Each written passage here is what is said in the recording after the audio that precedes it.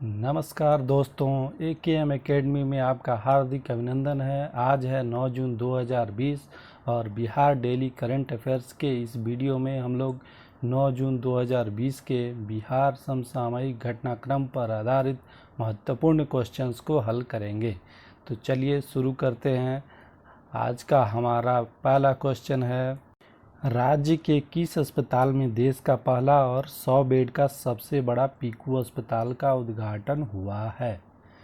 तो कहाँ हुआ है दोस्तों? तो यह हुआ है हमारे SKMCH मुजफ्फरपुर अस्पताल में दोस्तों। ठीक है दोस्तों, तो आइए जानते हैं SKMCH क्या है। SKMCH जो है Shri Krishna medical College and hospital Muzaffarpur में स्थित है दोस्तों।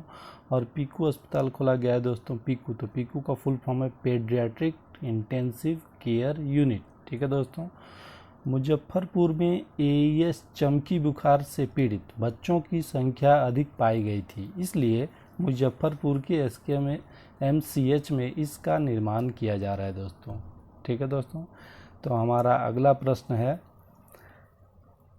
किस देश में आयोजित सबसे बड़े फूड फेस्टिवल में बिहार के मखाना उत्पाद का प्रदर्शनी लगाया जाएगा? ठीक है दोस्तों, एक बार और देखते हैं क्वेश्चन। देश में आयोजित सबसे बड़े, किस देश में आयोजित सबसे बड़े फूड फेस्टिवल में बिहार के मखाना उत्पाद का प्रदर्शनी लगाया जाएगा? ठीक है दोस्तों, तो इसके ऑप्शंस के बारे में हम देखेंगे। तो है बेल्जियम, इटली, ब्रिटेन, फ्रांस। तो इसका सही आंसर होगा दोस्तों बेल्जियम। ठीक है दोस्तों, तो आइए आगे देखेंगे इसके बारे में कुछ। मखाना अनुसंधान केंद्र जो है दोस्तों वो बिहार के दरभंगा ज़िले में है। ठीक है दोस्तों, और यह बेल्जियम में होने वाले सबसे बड़े फूड फेस्टिवल में बिहार के मखाना का प्रदर्शन किया जाएगा। इससे बिहार के मखाना को विदेशों में निर्यात को बढ़ावा मिलेगा दोस्तों। बेल्जियम में होने वाला है फूड फेस्टिवल दोस्तों। ठीक है दोस्तों, तो आइए जानते हैं बेल्जियम के बारे में। तो बेल्जियम जो है यूरोप महाद्वीप में स्थित है दोस्तों, और इसका कैपिटल जो है ब्रुसेल्स है, और इसकी करेंसी मुद्रा जो है यूरो है। और प्रेजेंट टाइम पे बेल्जियम के प्राइम मिनिस्टर जो हैं वह सोफी विल्मेस। ठीक है दोस्तों, देन नेक्स्ट आगे देखेंगे हम लोग। विश्व महासागरीय दिवस, वर्ल्ड ओशियन डे कब मनाया गया है अभी हाल ही में दोस्तों? तो यह कब मनाया गया है दोस्तों? तो यह मनाया गया है आपको 8 जून को मनाया गया है दोस्तों, 8 जून को। ठीक है दोस्तों, तो इस दिवस के बारे में हम कुछ इम्पोर्टेंट पॉइंट जानेंगे। इस दिवस का उद्देश्य हमारे जीवन में महासागर के महत्व और इनके संरक्षण के लिए जरूरी प्रयासों के बारे में वैश्विक जागरूकता बढ़ाने के लिए हर वर्ष 8 जून को मनाया जाता है। ठीक है दोस्तों, और इस दिवस को मनाने की घोषणा संयुक्त राष्ट्र यूनाइटेड नेशंस ने की थी। ठीक है, और विश्व महासागरीय दिवस 2020 का जो थीम है वो है innovation for a sustainable ocean. ठीक है दोस्तों, innovation for a sustainable ocean, ये बहुत ही महत्वपूर्ण दिवस है दोस्तों। और नेक्स्ट हम जानेंगे यूनाइटेड नेशन संयुक्त राष्ट्र के बारे में। ठीक है दोस्तों, तो आगे है संयुक्त राष्ट्र की स्थापना जो हुई 24 अक्टूबर 1945 को हुई थी। इसका मुख्यालय जो है न्यूयॉर्क USA में है, और इसके प्रेजेंट सदस्य देश 193 हैं। और यूनाइटेड नेशन के प्रेजेंट जो अध्यक्ष हैं वो एंटोनियो गुटरेस हैं। एंटोनियो गुटरेस जो कि पुर्तगाल देश से बिलोंग करते हैं दोस्तों। ठीक है, नेक्स्ट यहाँ कुछ जून महीने के महत्वपूर्ण दिवस दिए गए हैं दोस्तों जून 2020 के। जैसे 1 जून को विश्व दुग्ध दिवस मनाया जाता है, वर्ल्ड मिल्क डे दोस्तों।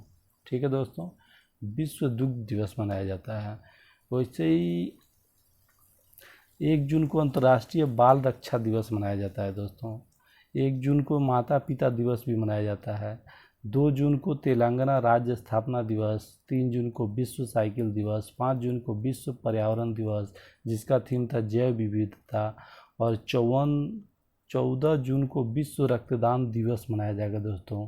ठीक है, 20 जून को विश्व शरणार्थी दिवस। 21 जून को अंतर्राष्ट्रीय योग दिवस। 23 जून को अंतर्राष्ट्रीय ओलंपिक दिवस। और 29 जून को राष्ट्रीय सांख्यिकी दिवस। ये कुछ जून महीने के महत्वपूर्ण दिवस है दोस्तों, आप इसे नोट डाउन कर सकते हैं। द नेक्स्ट क्वेश्चन इज, हाल ही में अनिल किशोर को किस बैंक का उपाध्यक्ष नियुक्त किया गया है दोस्तों? किस बैंक का उपाध्यक्ष वाइस प्रेसिडेंट नियुक्त किया गया है?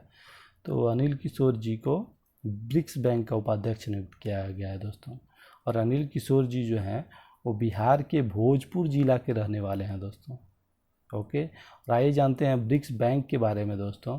तो ब्रिक्स बैंक जो है इसको न्यू डेवलपमेंट बैंक भी कहते हैं, और इसकी स्थापना जो हुई थी 15 जुलाई 2014 को ब्राज़ील में हुई थी दोस्तों।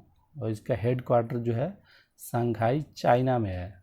और जो ब्रिक्स बैंक का जो फर्स्ट रीजनल ऑफिस है एनडीबी का जो फर्स्ट रीजनल ऑफिस है न्यू डेवलपमेंट बैंक का, वो जोहान्सबर्ग साउथ अफ्रीका में स्थित है दोस्तों। ठीक है, और प्रेजेंट टाइम पे ब्रिक्स बैंक के प्रेसिडेंट हैं केवी कामत जी।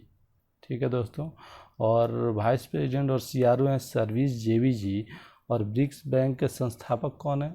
ब्रिक्स ग्रुप है दोस्तों। ब्रिक्स ग्रुप 5 देशों का ग्रुप है दोस्तों, जिसमें ब्राज़ील, रसिया, इंडिया, चाइना और साउथ अफ्रीका शामिल है।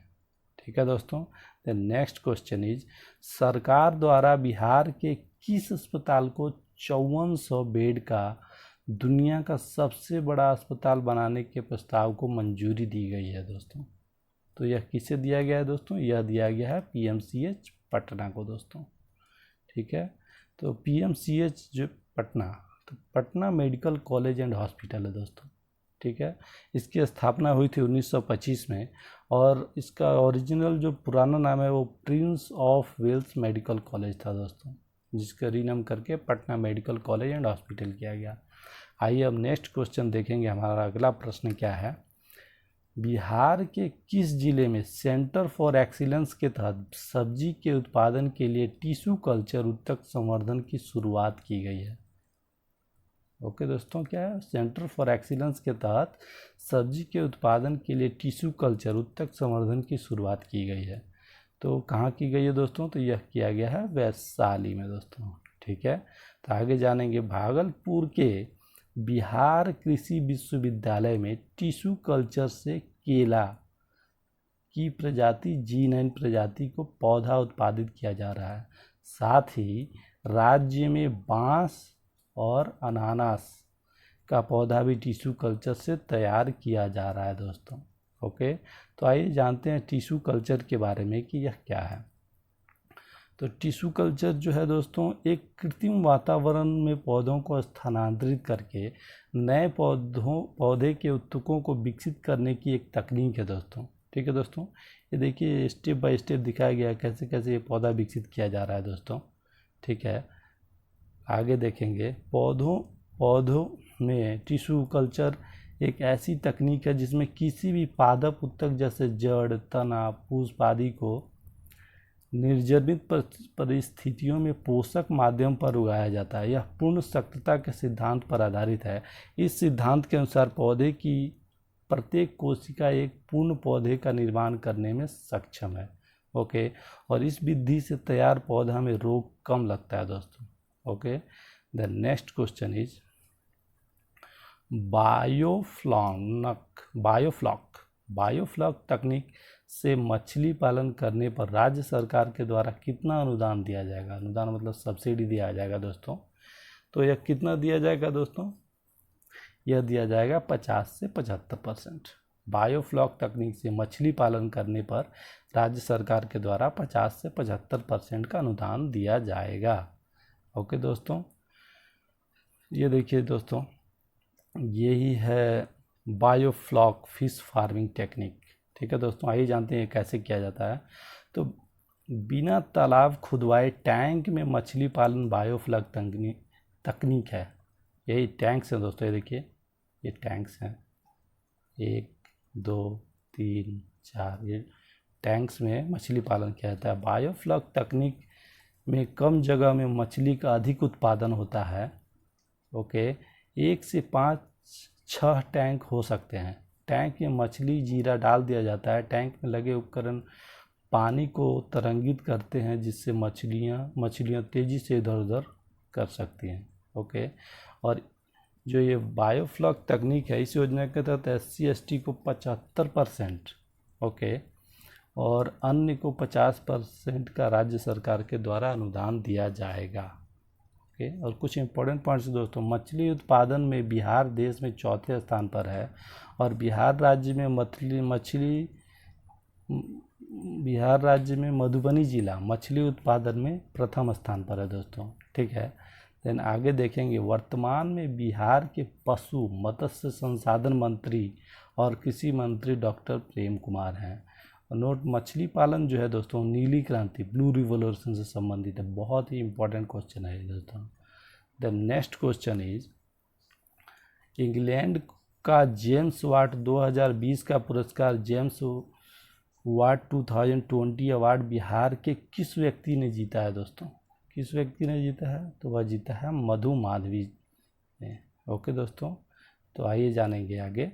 इंपॉर्टेंट कुछ पॉइंट्स हैं दोस्तों। आईसी पब्लिशिंग हाउस लंदन हर वर्ष किसी एक उत्कृष्ट शोध पत्र रिसर्च आर्टिकल के लिए जेम्स वाट अवार्ड 2020 से सम्मानित किया करता है।